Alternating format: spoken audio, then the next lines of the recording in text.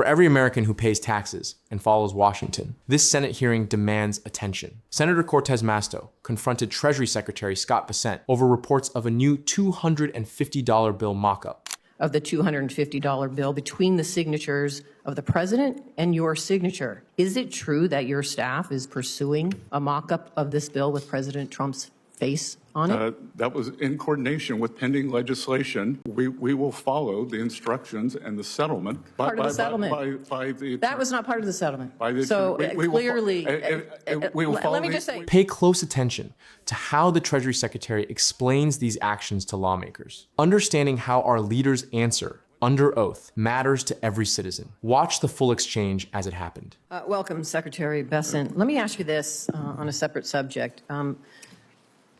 Federal law prohibits the image of a living person from appearing on a U.S. currency, and that includes the President of the United States. Isn't that correct?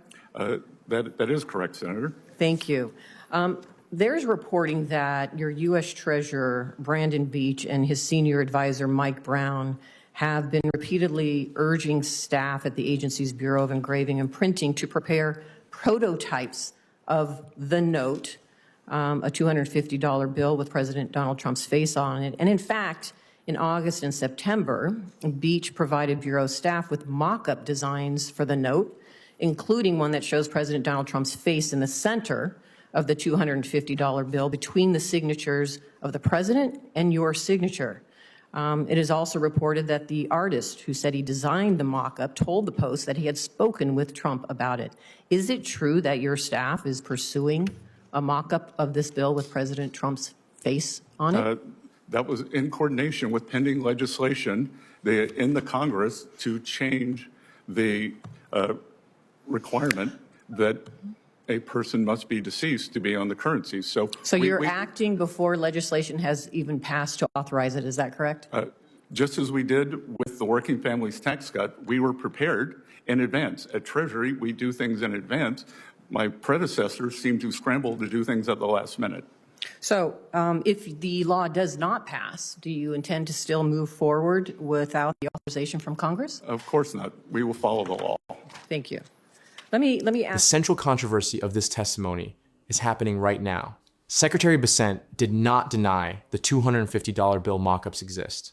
He confirmed them, claiming Treasury was simply getting ahead of legislation that does not exist yet. There has never been a $250 bill in American history, and federal law has barred living individuals from currency since 1866. Before we continue to the next clip, let us know in the comments if agency planning went too far. Watch what happens as Senator Cortez Masto immediately pivots to demand clear answers about who is running the IRS. Let me ask you this question with respect to the agreement and the lawsuit settlement that a lot of my colleagues have been talking about, shielding the president, his family, and corporations from any future audits. You are the acting IRS commissioner, correct? That is incorrect. What is your position right now with the IRS? My term expired. So you have no position with the IRS whatsoever? The IRS is a bureau that reports to Treasury. When there is no commissioner, those duties float up to me. All right. So there's no interaction that you have right now or responsibility over the IRS other than the commissioners there. The commissioner has free reign, and you don't have any authority to stop anything? No, there is no commissioner, so I assume those duties. So there is no commissioner, so you're acting commissioner? No, that's incorrect. Okay, so for purposes of the public, let's get it straight so the public knows your involvement. There is no commissioner. There's somebody that is acting. I had previously been the acting commissioner. Okay. Senator Warren, who likes to send me a lot of letters, was kind enough to send me a letter. Yeah, I'm just trying to figure out your role with the IRS. For the purpose of the public and transparency, what is your role currently with the IRS and your authority? I am performing the duties of the commissioner. Oh. Notice how long Bessent circled before saying the 6 words that mattered. I am performing the duties of the commissioner. First, he referenced his expired term, then shifted to the IRS reporting structure, creating a highly ambiguous exchange. This was not a simple misunderstanding. It was a deliberate pivot. With 80,000 employees overseeing every taxpayer in the country, who runs the IRS is not a procedural footnote. Cortez Masto was establishing a direct chain of command. If Bessent assumes the commissioner's powers, He owns the controversial audit settlements. Before we continue to the next clip, tell us in the comments if cabinet secretaries should bear full responsibility for IRS actions. Watch closely as Senator Cortez Masto pivots immediately to demand equal protection for 400,000 ordinary Americans whose records were exposed. Oh, so you are. Okay, got it. So let me ask you this, because you talked about not only Donald Trump and his family, but there were 400,000 taxpayers' information that was also leaked by Mr. Littlejohn, the contractor working for the IRS.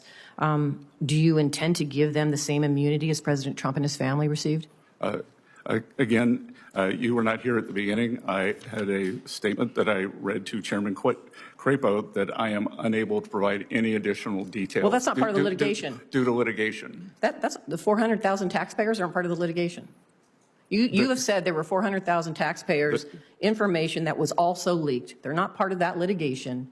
Do you intend to give them the same immunity that you gave Donald Trump and his family and corporations that were part of the litigation?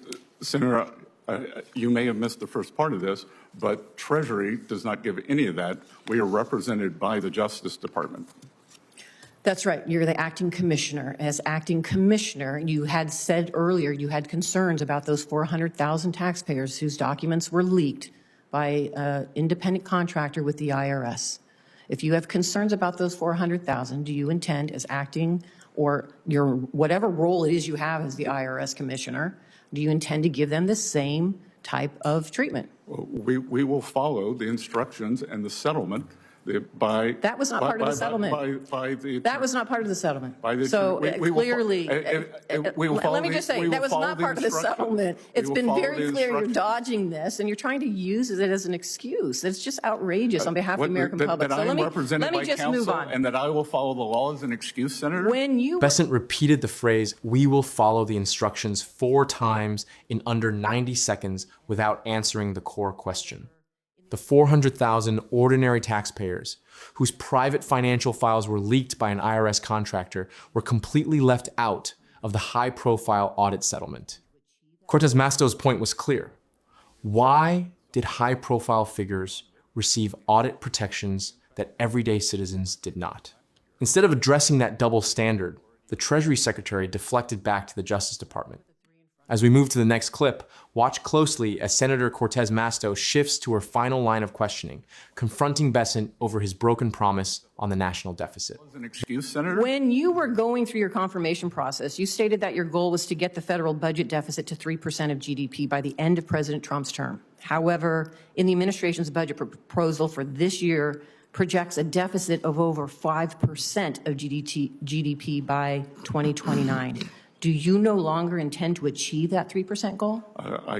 I do. I said something with a 3 in front of it. And we, in fact, had a fiscal contraction last year. So we are already in the 5 range. You said something with a 3 in front of it. All right. I said something with a 3 in front of it. With that casual phrase on the official Senate record, Treasury Secretary Bessent quietly walked back one of the most consequential economic promises of his confirmation process. When he sat before lawmakers, he pledged a firm 3% deficit target. Yet, when confronted with the administration's budget projecting deficits above 5% through 2029, he offered no revised strategy, no explanation of economic headwinds, and no alternative fiscal plan. Rather than outlining a new fiscal plan, he moved past the target entirely. This represents a significant shift in fiscal policy on the public record. A 3% deficit benchmark is not an arbitrary number in a nation carrying over $36 trillion in national debt. Every single percentage point translates to roughly $280 billion in additional government borrowing each year. That borrowing does not stay confined to Washington committee rooms. It drives up interest rates, increases the cost of mortgages, erodes the return on hard-earned savings, and places severe long-term pressure on Social Security and Medicare programs millions of older Americans rely on daily. When an appointed official dismisses a hard fiscal commitment with vague phrasing, the public is left to absorb the real-world cost. What makes the exchange even more striking is Cortez Masto's response. She did not argue. She simply repeated his words back to him. You said something with a 3 in front of it. That kind of restraint in a Senate hearing is itself a choice. She did not need to editorialize. She allowed Bessent's statement to stand on its own without argument before thanking him and closing her time. That kind of restraint places the focus entirely on the witness's own words. The viewers watching are left to draw their own conclusions.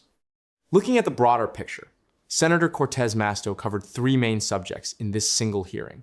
She moved from currency law to IRS authority, to the audit settlement, to the 400,000 victims, to the deficit target. These are not randomly chosen topics. Together, these topics point to one central issue. Is the Treasury operating strictly within its legal boundaries, or is it taking executive action before the law permits it? On the $250 bill, Bessent confirmed the mockups exist and defended them as preparation. On the IRS authority, he spent several minutes evading a straightforward question before finally admitting he performs the commissioner's duties. On the 400,000 taxpayers, he offered nothing beyond a phrase he repeated 4 times without it ever constituting an answer. And on the deficit, he walked back a number he had committed to publicly, with no explanation and barely any acknowledgement that the walkback was happening. None of this is about partisan positioning. These are institutional questions. Who authorizes new currency? Who runs the IRS when there is no confirmed commissioner? What does a legal settlement require of the officials who oversee it? And what does it mean when a cabinet official's fiscal commitment shrinks in public to something with a 3 in front of it? These are questions that governments are supposed to answer clearly, because the answers determine how accountable those governments actually are to the people they serve. The $250 bill is the story that will capture most of the attention, and it is genuinely unusual. There has never been a $250 denomination in American history. The denominations currently in circulation top out at $100. The last high denomination bills, the $500, $1,000, $5,000, and $10,000 notes, were discontinued in 1969, not because of lack of demand, but because they were increasingly used in large-scale criminal transactions, and the government wanted to make those transactions harder to conduct in cash. Introducing a new high-denomination note with a living president's face on it would be a break from American tradition on 2 fronts simultaneously. It has never been done, and the law, as it currently stands, says it cannot be done. The pending legislation that Bessent referenced to justify the preparation was not, at the time of this hearing, anywhere close to passage. Preparing mockups before a law exists is not the same as being efficient. It is acting on an assumption that the law will bend in the direction you want, and that assumption deserves scrutiny, whether you agree with the policy goal or not. The IRS question carries a different kind of weight. The agency audits tax returns, enforces tax law, and handles the most sensitive financial information the government collects on its citizens. The question of who holds authority over it at any given moment is not a technicality. It has direct bearing on decisions about enforcement, compliance, and settlements. When Bessent finally acknowledged that he performs those duties, he was acknowledging that every decision the IRS has made during the period when there was no confirmed commissioner runs through his office. That is a significant admission. And the senator knew exactly what she was doing by drawing it out in public, rather than accepting the initial deflection. The 400,000 taxpayer question is the one that has received the least public attention and arguably deserves the most. Charles Littlejohn's leak was not a minor data incident. He was convicted of systematically accessing and transmitting the private tax records of thousands of Americans to journalists over a period of years. The people affected include private citizens with no connection to politics, whose financial lives were exposed without their knowledge or consent. The settlement crafted around the president's audit situation was narrowly constructed around that specific litigation. Cortez Masto was asking whether anyone in authority intends to extend any comparable protection to the people who were harmed by the same breach but who are not named in any lawsuit. Bessent's answer was, in plain terms, no answer at all. The fundamental weight of what was debated in that committee room goes far beyond a prototype bill, an IRS title, or a shifting deficit target. It is about whether our federal institutions operate strictly within the boundaries of the law, or whether they move ahead on the assumption that the law will bend to accommodate them? That is a harder question than any single hearing can resolve, and the answers given on this floor will have consequences that outlast this session. But I want to hear from you. Should federal agencies be strictly prohibited from acting until Congress passes authorizing legislation, or is advanced preparation a necessary part of modern government? Drop your perspective in the comments below. If you want to help us continue demanding real transparency and delivering fact-based oversight analysis, take a second to like this video and subscribe to the Politics Report. Thank you for watching.